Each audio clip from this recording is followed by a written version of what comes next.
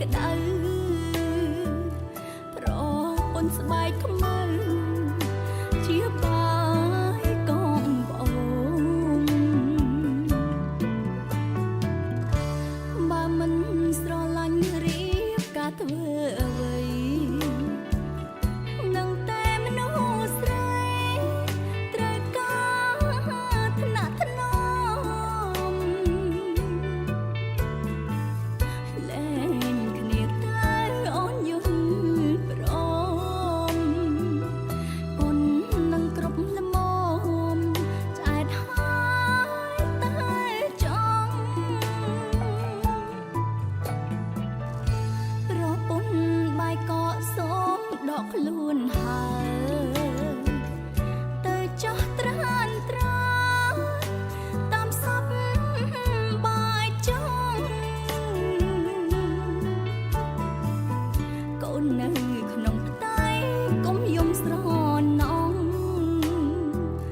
ឲ្យម្ដាយសូមតងម្ដាយទ្រាំលែងបាន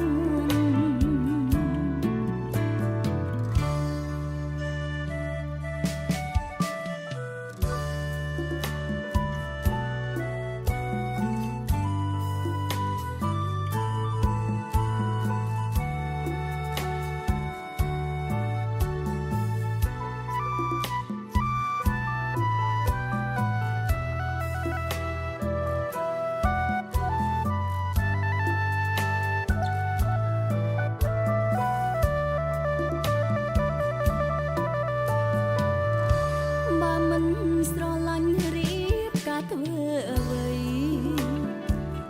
នឹងតែមនុស្សស្រីត្រូវការថ្នាក់ថ្នមលែងគ្នាទៅអូនយល់ព្រ